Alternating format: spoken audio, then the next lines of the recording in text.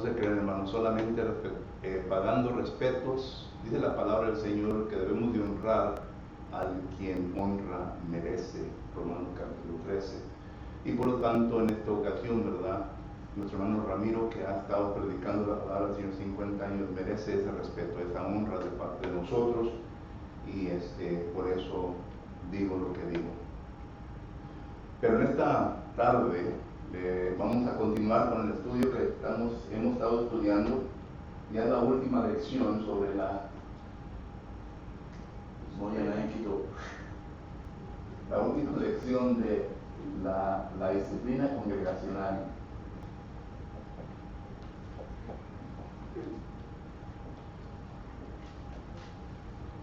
La disciplina congregacional. Y estamos contestando una pregunta: ¿quiénes deben ser disciplinados correctivamente?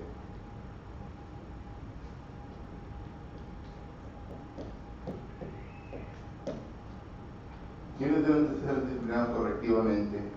Y claro que no hemos visto todos los versículos que el Nuevo Testamento nos enseña concerniente a esta pregunta, o respuesta a esta pregunta. Sin embargo, he seleccionado del Nuevo Testamento los textos que obviamente nos enseñan concerniente a la disciplina correctiva.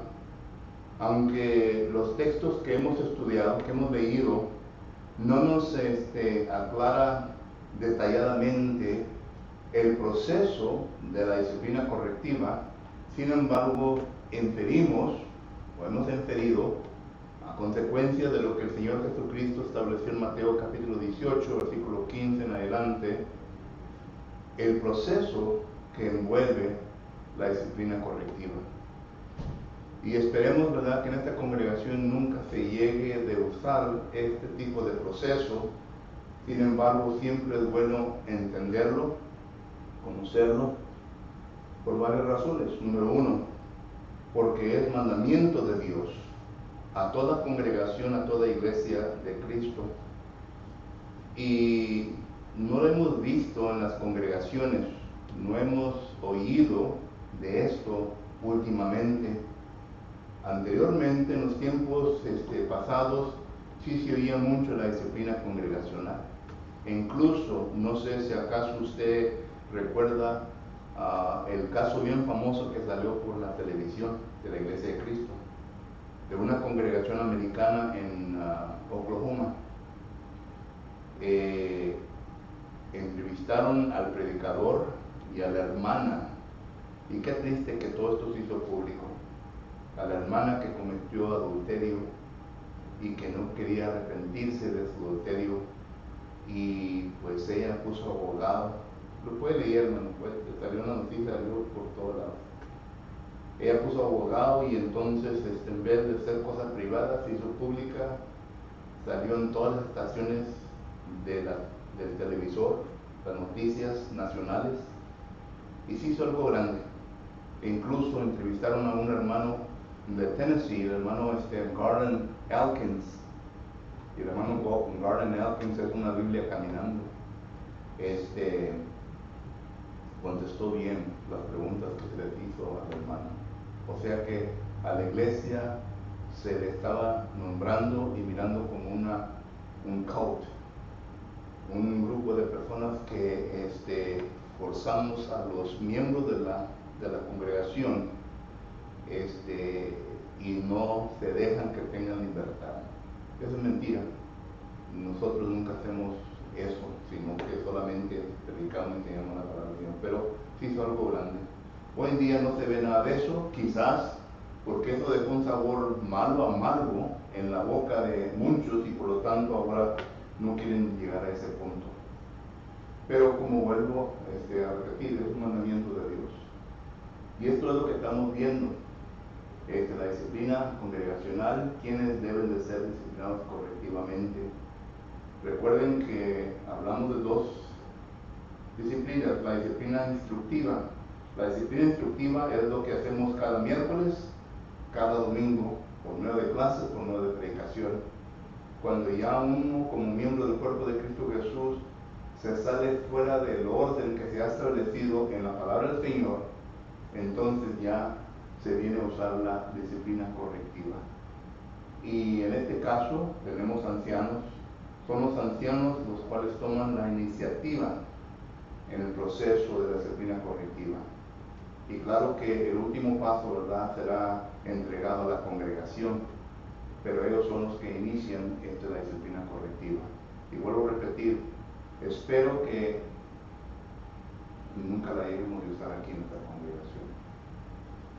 Bueno, ahora vamos a ver la segunda carta a los Tesalonicenses, capítulo 3 y versículo 6, bueno, del 6 al 15, pero nos vamos a concentrar más en el versículo 6, porque ahí es donde nos habla concerniente a la disciplina correctiva. Y note lo que dice en la segunda carta a los Tesalonicenses, capítulo 3 y versículo 6. Vuelvo a repetir, el contexto es del 6 al 15, pero únicamente voy a leer el versículo 6. Dice así: pero os ordenamos, hermanos, en el nombre de nuestro Señor Jesucristo, que os apartéis de todo hermano que ande desordenadamente y no según la enseñanza que recibisteis de nosotros. Este es el apóstol Pablo hablando, un apóstol de Jesucristo, estableciendo el orden del cual él quería que los hermanos en Tesalónica entendieran concerniente a hermanos que andaban desordenadamente. El desorden era versículo 10. Porque también cuando estábamos con vosotros ordenábamos esto: si alguno no quiere trabajar, tampoco coma. Versículo 11. Porque oímos que algunos de entre vosotros andan desordenadamente, no trabajando en nada, sino entremetiéndose en lo ajeno. Y aquí es donde muchos hermanos agarran, ¿verdad? Que dicen, bueno, ¿qué te importa a ti mi vida, hermano? Dice la palabra, tienen que ustedes entremeternos ajeno. No está hablando de eso. Eso, como dice Cristina, es otro show, es otro estudio. Pero por lo pronto, ¿verdad? Ese es el problema que está ocurriendo ahí en la ciudad de Tesalonicenses. Solo que entonces vamos primeramente a mirar el fondo histórico para que entendamos el exégesis que vamos a hacer a este versículo, para que así podamos entender completamente todo el panorama que llevó a algunos hermanos a andar desordenadamente aquí en la ciudad o en la congregación de Tesalónica. Primeramente miramos nosotros que el apóstol Pablo, como ya todos sabemos, ¿verdad?, lo que voy a decir son instrucciones básicas que ya deberemos de saber todos nosotros, y si no las sabe, pues ponga atención. Miramos nosotros que primeramente en Hechos capítulo 9 versículo 15, el apóstol Pablo se le dio instrucciones por medio de el Señor Jesucristo. Y ahí vemos en donde Jesucristo, cuando se le aparece al apóstol Pablo en el tiempo Saulo, que le da instrucciones que él iba a ser un instrumento importante para expandir los límites de la iglesia de Cristo. Y por lo tanto Jesucristo le da instrucciones a este hombre en qué es lo que él fue escogido para que hiciera. Y miramos nosotros que en el capítulo 13, versículo 1, ahí el Espíritu Santo le dice a la congregación de Antioquía: apártenme para mí a Bernabé y al apóstol Pablo, porque ellos saldrán a la obra misionera. Aquí empieza entonces la obra misionera del apóstol Pablo. Y Pablo, durante su primer viaje, llevó a Bernabé, como ustedes bien saben. Hubo un problemita entre ellos. En Hechos capítulo 15, versículo 36, se habla del problema que hubo entre ellos. Pablo entonces decidió no tomar a Bernabé la segunda ocasión, el segundo viaje misionero, y se lleva a Silas. Hechos capítulo 15, versículo 40 nos habla de esto. Entonces miramos nosotros que el apóstol Pablo empieza su segundo viaje misionero, y esto lo cubre Hechos 15, 40 hasta Hechos versículo, me parece que 22. Y este viaje vino más o menos del 51 al 54 después de Jesucristo. Y durante su segundo viaje misionero, el apóstol Pablo llega a la ciudad de Tesalónica. Esto lo vemos en Hechos capítulo 17 y versículo 1 y 2. ¿Okay? Y como Pablo tenía costumbre, cuando él llegaba a una ciudad, él inmediatamente empezaba la evangelización de aquellas personas en esa ciudad. Y lo mejor para Pablo era de entrar en las sinagogas. Siendo él judío, entró en las sinagogas y ahí pues entonces el apóstol Pablo comienza a predicar la palabra del Señor. En aquel entonces, es como hoy en día, ¿verdad? Llega un predicador conocido de la congregación y inmediatamente lo ven, ¿verdad? Y piensa el predicador que porque anda visitando y anda llegando a lugares, ¿verdad?, que él va a descansar. No es el que va a predicar. Porque llega, entra, hermano, ¿qué tal? ¿Cómo está? Nos predica. Y ya pues, puede decir que sí o puede decir que no. Yo siempre digo que sí. Pero fue lo que sucede en las sinagogas. Cuando uno entraba a las sinagogas, se le daba el privilegio por el ministro de la sinagoga de predicar el sermón. Esto lo podemos ver claramente en Lucas capítulo 4. Cuando Jesús entra en la sinagoga, se le da la oportunidad a Jesús por el ministro de las sinagogas que predique. Y Jesús entonces predica una profecía de Isaías, capítulo 11. Bueno, así el apóstol Pablo. Pablo entonces, cuando le da la oportunidad, él predicaba, en los versículos 1 y 2 nos da a entender esto. Y cuando predicó el Evangelio, hubo un número, dice la palabra del Señor, que creyeron al Señor. Y este número que creyeron al Señor, entonces miramos nosotros que fue el número que el apóstol Pablo, ahí con eso se empezó la iglesia, la congregación. ¿Qué tantos fueron? No sé. ¿Qué tanto número llegó la congregación mientras que Pablo estuvo ahí? No lo sé.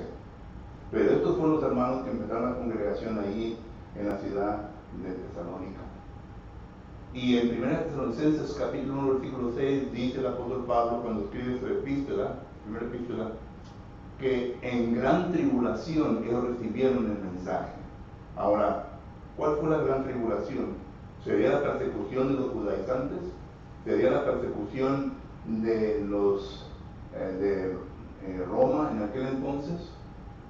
Bueno, Pablo no se explica, sino que él dice, ¿verdad?, de que hubo una gran tribulación. En la segunda carta de los Tesalonicenses él ya es más específico y dice que cuando hablando ya de la segunda venida de Jesucristo, dice que primeramente tiene que tomar, pues tiene que llevar a cabo el hombre que se viene a levantar como Dios. Ahora, ¿quién será ese hombre? El representante de todo aquel rebelde en contra de la doctrina de Cristo Jesús. Algunos han dicho que es el Papa, ¿verdad? Y bueno, hay muchas cosas que se han enseñado concerniente a eso. Pero miramos nosotros que esto es la situación. Y Pablo, cuando llega ahí, les comienza a predicar sobre la doctrina de escatología. Simplemente Pablo les comienza a predicar sobre los últimos días. Pablo les comienza a predicar sobre el juicio final. Segunda de los Tesalonicenses capítulo 1 versículo 7 en adelante, le comienza a predicar sobre la venida de Jesucristo. Primera Tesalonicenses capítulo 5 versículo 1 y 2. Le comienza a predicar de todo esto. Es interesante que cuando nosotros queremos ir y investigar doctrinas de diferentes tipos, vamos a diferentes epístolas que el apóstol Pablo escribe, porque en estas epístolas se desarrolla más el apóstol Pablo en estos temas. Queremos estudiar de iglesia, vamos a Efesios y a Colosenses. Queremos estudiar de escatología los últimos días, vamos a primera y segunda de los Tesalonicenses. Y al predicar sobre la escatología, las personas allí malentendieron lo que Pablo dijo, concerniente a de que Jesucristo había de venir por segunda vez. Ellos inmediatamente pensaron de que la venida de Jesucristo era eminente, de que podía pasar a cualquier momento. Bueno, puede pasar a cualquier momento, pero Pablo no le está diciendo que iba a pasar el siguiente día. Y lo que pasó es de que resultó en dos cosas. Número uno, en la predicación de la falsedad de que la resurrección no existe. No va a haber resurrección, Jesucristo no va a venir. Hoy en día hay personas que enseñan esto todavía. Y segundo, ¿verdad?, de que Jesucristo había de venir inmediatamente, por lo tanto, los hermanos, miembros del cuerpo de Cristo Jesús, dejaron de trabajar. ¿Recuerdan ustedes el año, bueno, antes de que llegara el año 2000, ¿recuerdan qué sucedió? Andaba todo el mundo alborotado. El año 2000 va a llegar. E incluso hubo un grupo de personas que volaron todas hacia Jerusalén y se reunieron allí en los Montes Olivos. ¿Oyeron esa historia? Y estaban esperando que viniera el spaceship de quién sabe de qué parte, los aliens, ¿verdad?, que los levantaron y se fueron con ellos. Quedaron decepcionados porque no hubo nada.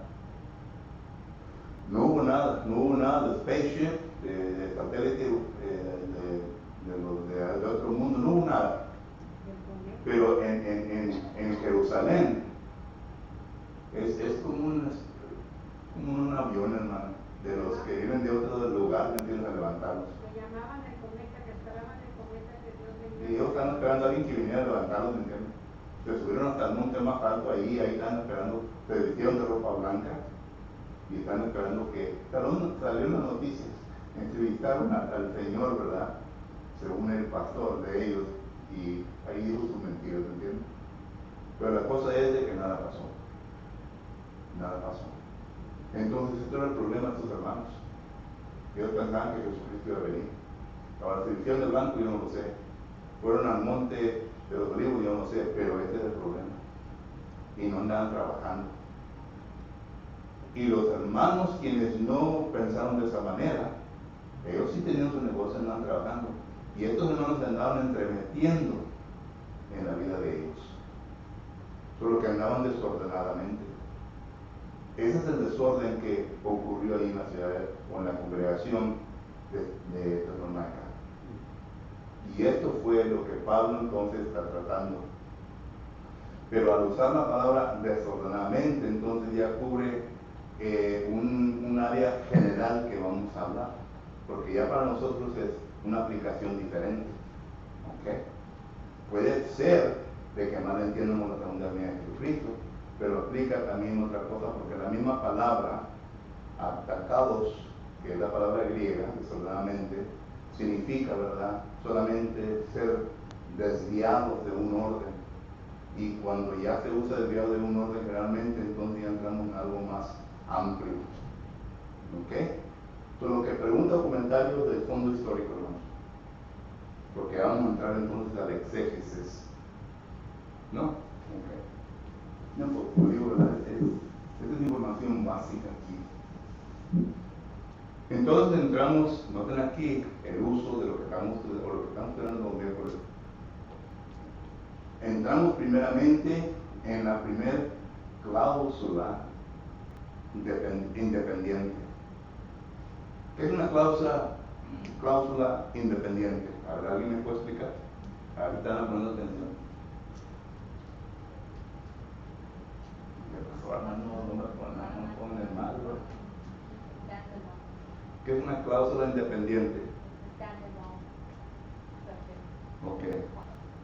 Una cláusula independiente es uno que tiene su sustantivo y su verbo. Y esto es lo que miramos aquí, ¿verdad? Dice, pero os ordenamos, hermanos. Pero os ordenamos, hermanos. Os viene a representar el sustantivo, ¿verdad? Ordenamos, eso representa ya el verbo, es la acción que se le pone al sustantivo, y hermanos es el cumplimiento que directo. Solo que es una cláusula independiente. Y miramos nosotros que en esta cláusula independiente, primeramente, al inferir, estamos infiriendo que es un ¿qué? Un mandamiento ¿qué? Directo. ¿Entendemos? Todavía no nos perdemos. Es un mandamiento directo. Es un mandamiento apostólico. En el Nuevo Testamento tenemos dos fuentes, bueno, tres, si acaso uno quiere ser bien detallado en detalles, o particular en detalles. Tres fuentes de donde vienen los mandamientos directos. Viene del Padre. Jesús dice, yo no he venido para hablar de mi propia cuenta, recuerden los textos, sino que vengo para hablar las palabras de mi Padre. En Juan capítulo 17 dice Jesucristo, quiero que ustedes escuchen y miren si acaso la doctrina que yo predico es mía o de mi Padre.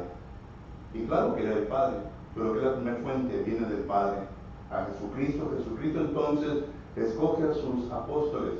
Mateo capítulo 10, versículo 1 en adelante, Marcos capítulo 6, 1 en adelante, habla de cuando Jesucristo escoge a los apóstoles. Los entrena por 3 años. Y en esos 3 años, Jesucristo le enseña la doctrina que recibió del Padre. Es la segunda fuente, Padre, Jesucristo, y ahora están los apóstoles. Y los apóstoles son mandados por Jesucristo que enseñen eso lo cual Él, Jesucristo, les ha enseñado. Mateo capítulo 28, versículo 19, dice, por tanto, ir a todas las naciones, bautizándolos en el Padre, el Hijo y el Espíritu Santo, y enseñándoles, ¿quién? Los apóstoles, que guarden todas las cosas que ¿quién? Yo os he enseñado. Solo que ahí está la tercera fuente, son los apóstoles. Y cuando la congregación se expresó en Hechos capítulo 2, versículo 42, dice que la iglesia perseveraba en la doctrina de los apóstoles. Y esta doctrina, ¿verdad?, viene directamente de Dios. Solo que cuando un apóstol hablaba algo, enseñaba algo, era doctrina directamente del Padre. Es por esto que miramos nosotros en segunda a los Tesalonicenses, capítulo 2, versículo 15, que Pablo dice de la siguiente manera: así que, hermanos, estar firmes y retener, noten, la doctrina que habéis aprendido, sea por palabra o sea por carta nuestra. Pablo, ya ahora declarando que él es la autoridad y la fuente de esta doctrina que viene de Dios. Lo vuelvo a repetir en el versículo 14, segunda a los Tesalonicenses, capítulo 3 y versículo 14, dice: si alguno no obedece a lo que decimos por medio de esta carta, a este señálalo y no os juntéis con él para que se avergüence. Ahorita hablamos un poco más de esto. Pero vemos esta palabra griega, doctrina, en la primera carta de Corintios, capítulo 11, versículo 2. La volvemos a ver nuevamente en Romanos capítulo 16 y versículo 17. Ahí se usa la palabra doctrina. Entonces, es la doctrina enseñada por el Padre a Jesucristo, Jesucristo a los apóstoles, por lo tanto es un mandamiento directo. Para que no tengamos ninguna equivocación de que cuando se inicia la disciplina correctiva es un mandamiento que los ancianos estarán siguiendo. No es una creencia nuestra, no es algo que nosotros hemos pensado de ello y la vamos a aplicar, no. Es algo que se instruye en el Nuevo Testamento y se tiene que llevar en la congregación, especialmente con un hermano o hermana que no se arrepiente, que es rebelde, porque la levadura se tiene que quitar. La levadura se tiene que quitar de la congregación para que no venga a elevar, contaminar el resto del cuerpo de los miembros, ¿verdad? Por lo que todo es un mandamiento directo, miramos nosotros de nuestro Señor Jesucristo.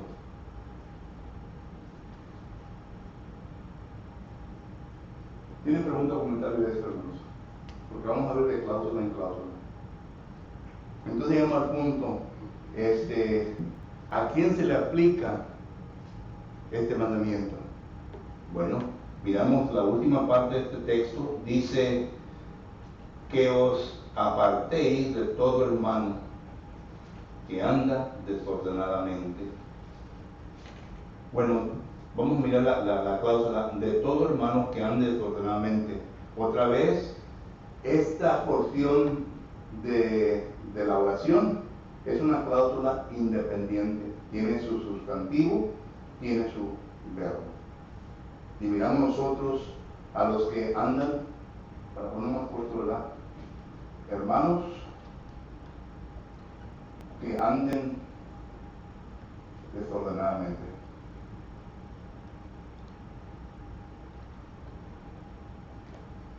Ok. Aquí le vamos a poner 6a y 6c, porque habla de la última parte del versículo, te habla de la primera parte. Y estamos viendo en secuencia.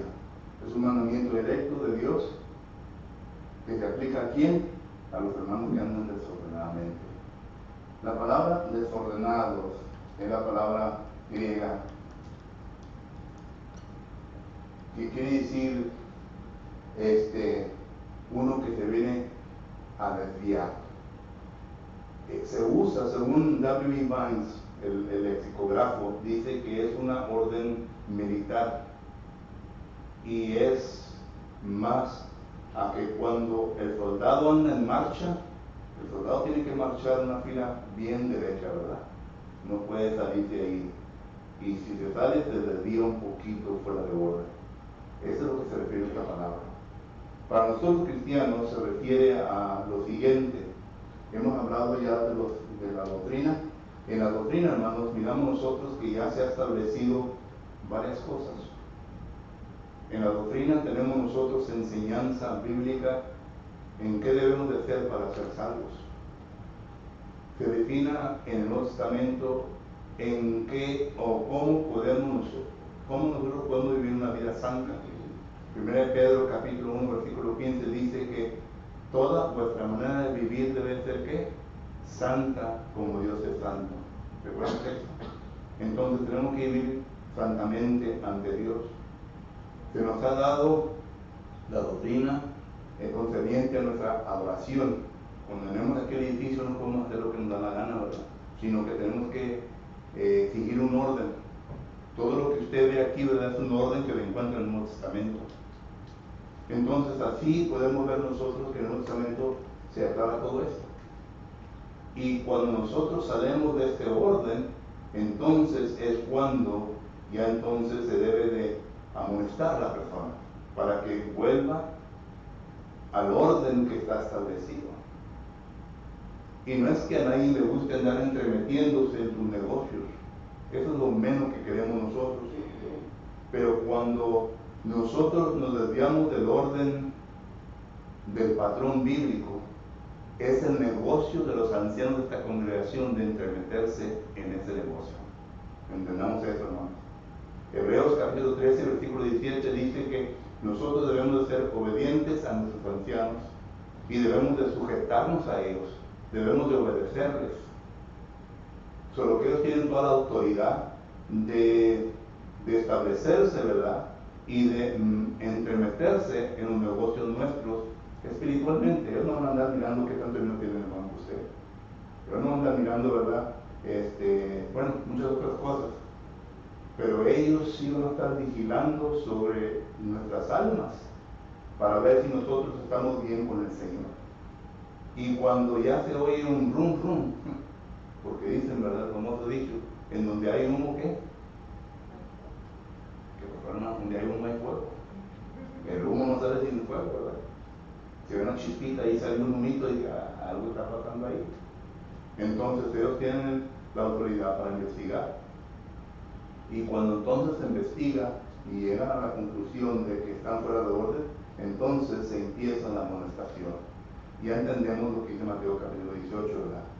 Que el proceso van privadamente y luego llevan a testigos y luego si todavía el hermano o hermana quiere desafiar a la autoridad de los ancianos y no quiere sujetarse, entonces dice que van a la congregación. Y claro, ¿verdad? Que se necesita la unidad de todos nosotros para poder salvar el alma de nuestro hermano o hermana. Y aquí es donde vienen las emociones. Hay algunos que no les gusta andar en estas situaciones. No, yo no me quiero meter en esos líos. Si eres miembro de la Iglesia de Cristo, eres parte de todo esto. Si acaso tú tienes amor a tu hermano o a tu hermana, debes meterte en todo esto. Porque dice la palabra del Señor en en Ezequiel capítulo 3 y capítulo 33, el justo que conoce bien el mal del injusto y no le dice nada, de él demandará la sangre del que muere en pecado. Pero ustedes, por eso Pablo dice, yo estoy limpio, ¿verdad? Me limpio. Estoy limpio porque les he predicado todo el consejo de Dios. ¿Recuerdan el texto? O sea que nadie puede traer sobre mí, ¿verdad?, el pecado del animal, porque yo le prediqué, yo les enseñé, yo les tocaba. Pero que entonces, digamos nosotros que el desorden incluye todo esto. Porque hay hermanos y hermanas que entran en pecado, no creen que lo van a andar poniendo en Facebook. Bueno, algunos sí, ¿verdad?, porque no les falta que lo ponen. Y donde andamos, ¿verdad?, toman su retrato y ahí está toda la botella de cerveza y todo. Y dice, pues ¿dónde anda este hermano o hermana? Pero la cosa es de que el hermano o hermana que anda en pecado no lo va a publicar. Pero cuando se dé cuenta la congregación, entonces es cuando debe de actuar, porque tal hermano anda fuera de orden. Y es lo que la palabra del Señor nos enseña aquí en este texto. Bueno, yo creo que ya entendemos todo esto, ¿verdad? No necesitamos que entrar más a algo profundo ahí, ¿verdad? ¿Pregunta o comentario? No. Okay. Escudo que no están entendiendo. Vamos al 4. Punto número 4, que me acabo de quitar.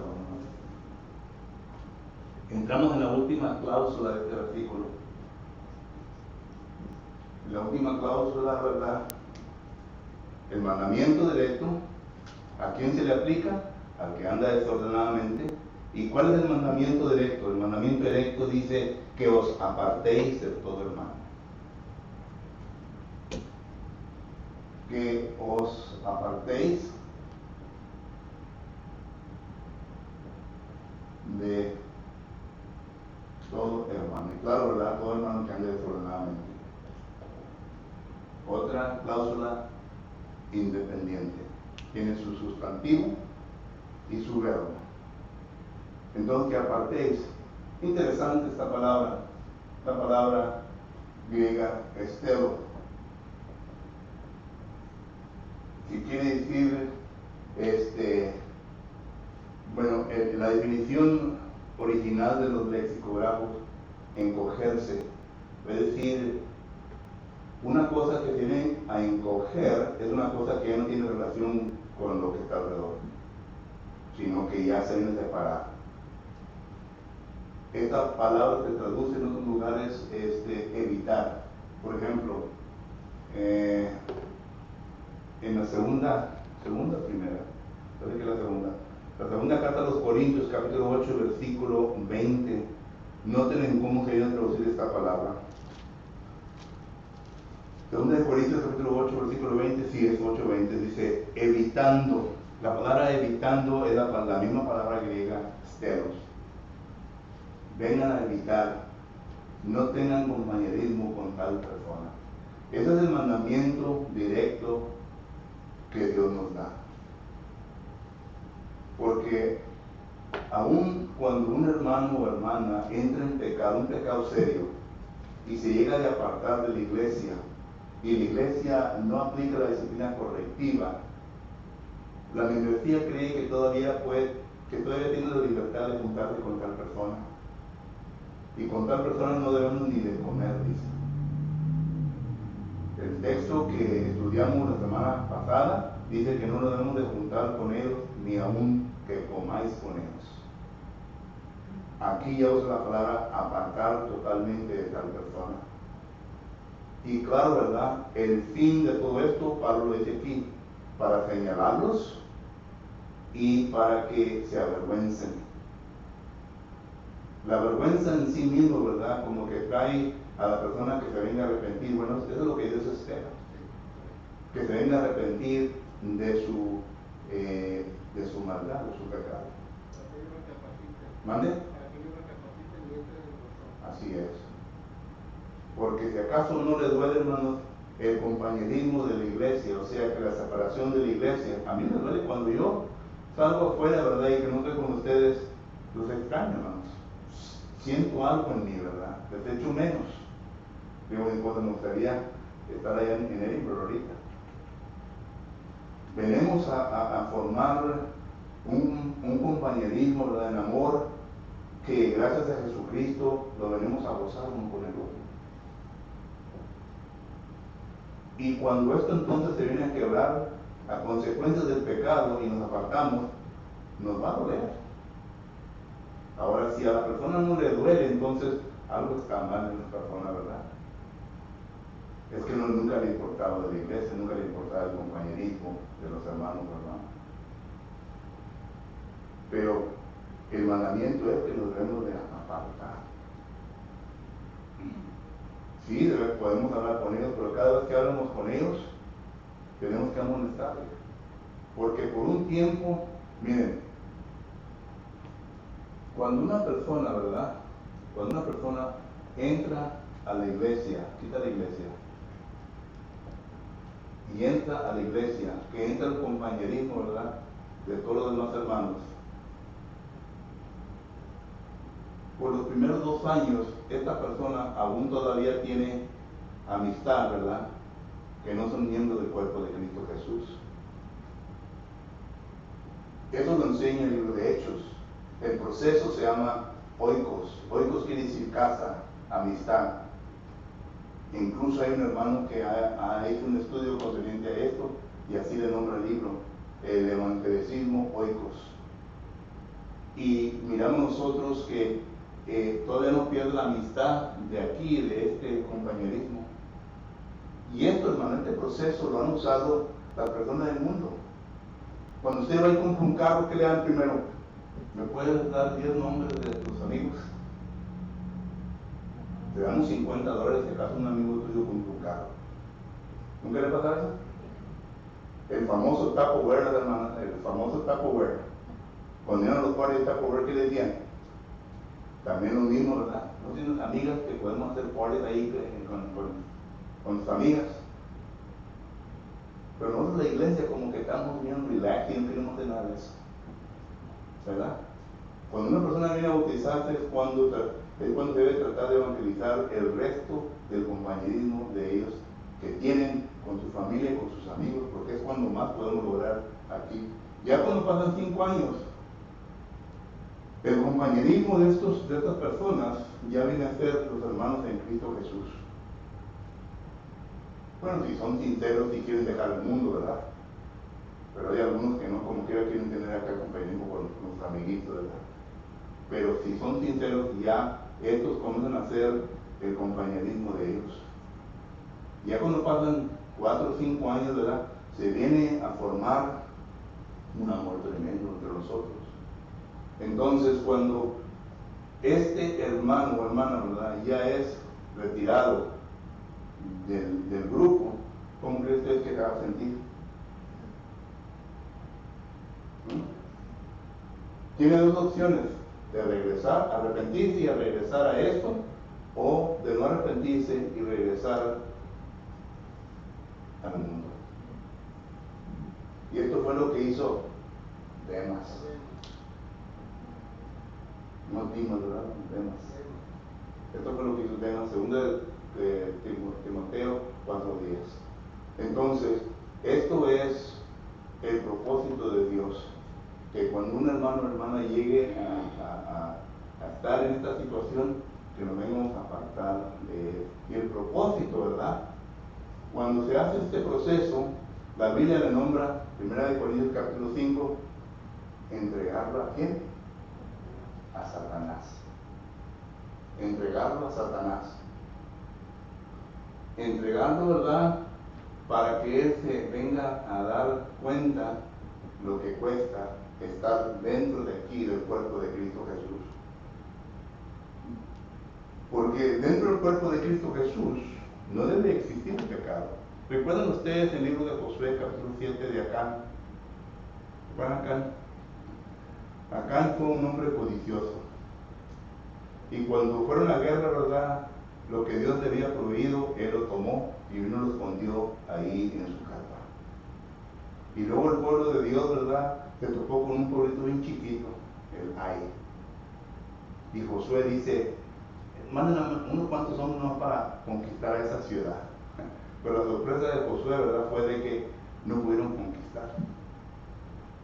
Y Josué inmediatamente va al tabernáculo y le demanda a Dios que qué había pasado. Y dice Dios, espérate, boy. Bueno, no dijo así, ¿verdad? Pero esas son mis palabras. Hay pecado en el campamento. Hay pecado en el campamento. Y ya le dijo, ¿verdad?, que alguien había hurtado, robado ciertas cosas y que buscaban a tal persona. Y que lo echaran fuera de qué? Del campamento. Pero lo que pasó, ¿verdad?, que Acán y toda su familia, todos murieron, los pusieron a muerte por causa de lo que hizo. Es el mismo concepto. En ocasiones miramos nosotros que el cuerpo de Cristo Jesús no es bendecido en crecimiento numérico, espiritual, simplemente porque hay pecado en el campamento. Y nosotros debemos de cuidarnos unos a los otros. La pregunta que le dice, ¿quién es? Bueno, se me fue. Era Abel, ¿y quién era el hermano de Abel? Caín. Que le dice, ¿acaso yo soy guarda de mi hermano? Sí somos guarda de nuestros hermanos. Nos tenemos que cuidar uno a los otros, nos tenemos que guardar, que caminemos en pureza uno al otro. ¿Vale? Por amor, pero él ahí sentía ya un coraje en su corazón. Sí. Yo los amo tanto a ustedes, hermano, que yo estuviera dispuesto a dar mi vida por ustedes. Yo los amo tanto a ustedes que yo estuviera dispuesto, ¿verdad?, ir y confrontar a ustedes si ustedes andan en pecado, porque los amo. Ahora usted quizás tomaría tal agresión diferente, como toda persona que anda en pecado toma la agresión diferente, ¿verdad? ¿Qué tienes tú andando diciéndome? Porque en primer lugar, el pecador no se va a rendir, hermano, suavemente, sino que hasta que le enseñes evidencias, o hasta que los pesques, como dicen aquí, ¿verdad?, con las manos en la masa. Entonces ya cuando se... Pero mientras, va a estar difícil, porque son muy astutos. Si acaso no estuvieran, si acaso ellos estuvieran conscientes, ¿verdad?, de todo esto, no lo estuvieran haciendo en las escondidas.